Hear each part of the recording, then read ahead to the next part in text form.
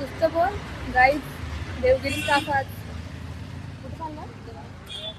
Concert free ticket का पूरा वसूल करेंगे। क्या वसूल करेंगे?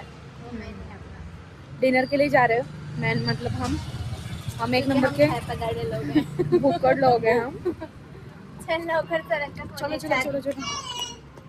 शाइनिंग, इसके नखरे कम नहीं हो रहे गाइस। ओ मैया, हो गया बस बहन बस। की सेकंड आउटफिट है। ओके चेक आउटफिट रोडवर चेक करा, आईना नहीं है हमारे पास। गरीबी गाइस, गरीबी।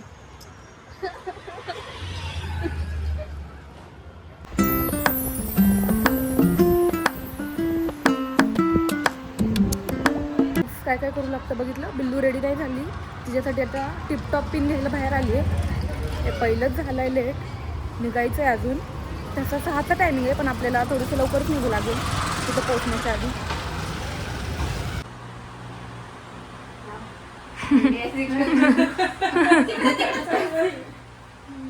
Thank you. इसके पैसे देना पड़ेगा। हाँ 5 लाख रुपये.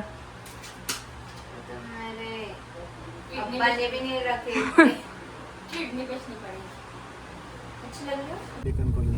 तर फायनली आम्ही निघालो. तर मी विंडो साईडलाच बसले होते आणि बाकी सगळे मध्ये बसले होते.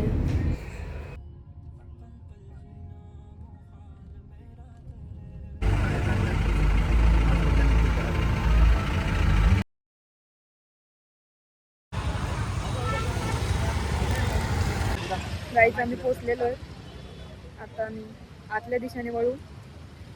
आमच्या बिल्लूची तब्येत बिघडली आहे गाडीमध्ये आज फर्स्ट टाइम. तर चला जाऊया. फक्त महाराष्ट्रात नव्हे, फक्त भारतात नव्हे तर आणि मी विनंती करतो तुषार पाटील सर हे 2 शब्द बोलू. आपले सगळे सहयोगी डॉक्टर रवी वाटेगावकर, डॉक्टर मंगेश लिखा, doctor Nikhil, doctor Reshma, doctor Siddhesh. क्रमांक 104 आहे, पण मगाशी भूषण दादा म्हणाले 105 आहे. आम्हाला इतकं भरून पावलं की असा बराच प्रेक्षक वर्ग असेल कदाचित त्यांना नाही मिळत तिकीट, तर ते डोळे बंद करूनच फोक आख्यानाचा आस्वाद घेत असावेत आणि एक एक सादरीकरण पुढे नेत असावेत. तर लवकरच की हा डॉक्टर आहे.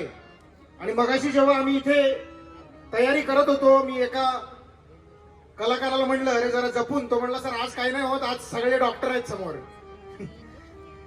तर आपल्या या प्रेमळ प्रतिसादात आपण द फोक आख्यानाचा सांगीतिक थाट क्रमांक 104 सुरू करूयात.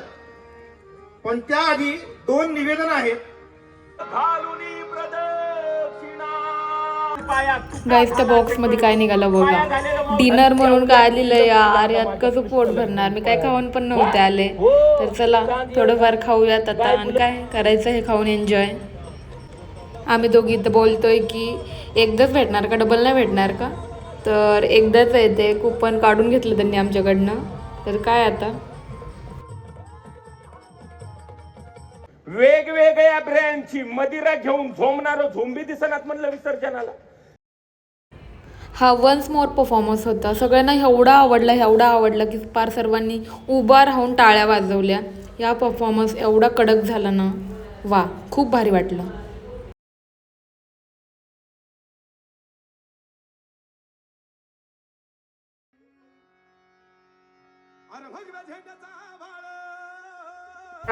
व्हॅलेंटाईन डे ला खूप मस्त रोस्ट केले. व्हॅलेंटाईन डे एवढ्या वर्ष वाट बघितलेली असते. त्या 14 फेब्रुवारीला जाऊन तुम्ही एखाद्या तुझ्या आवडत्या रंगाचं फुल विकत घेता.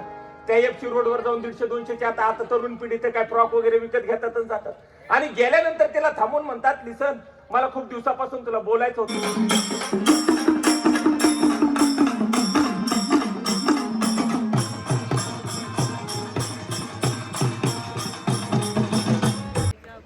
मंडळी, आख्यान सुरू होण्यापासून आताच्या शेवटापर्यंत तुम्ही जे हे स्पेशल इफेक्ट पाहिले, मध्येच आग येत होती, मध्येच हे पेपरचे तुकडे येत होते, मध्येच रिबिनी आल्या, हे सगळं सांभाळणारा, हे सगळं त्या पॉइंटवर क्यू पॉइंटवर.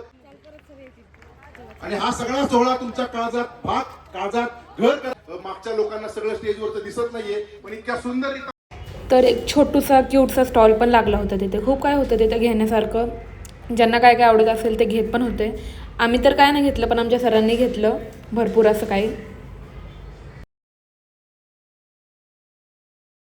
डिनर के नाम पे हमको लंच लंच नहीं खाता है, अपना पेट भी नहीं भरा. लंच नहीं हमको होता लगा है. कि भर भर के भी नहीं वेफर्स दिए, आलू टिक्की दी, पानी दिए और छोटी वाली बॉटल दी फ्रूटी की. तुम्हारा पेट भरेगा क्या उसमें? हाँ, ऐसा चलेगा क्या आख्यान वाले लोगों? ढकेल लो मुझे, ढकेल लो.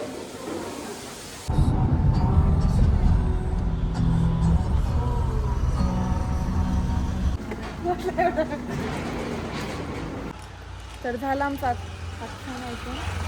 पोचलोय आम्ही. आज माझ्यावरचं तिला झाला त्रास. काहीच पोचलोय आम्ही. फॉग आख्यान ऐकून खूप मज्जा आली. मंगल मॅडम. सब लोग आओ, सबको बहुत मजा आई. चलो बाय बाय.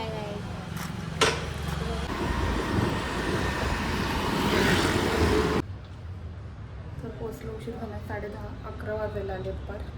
तर चला जाऊ.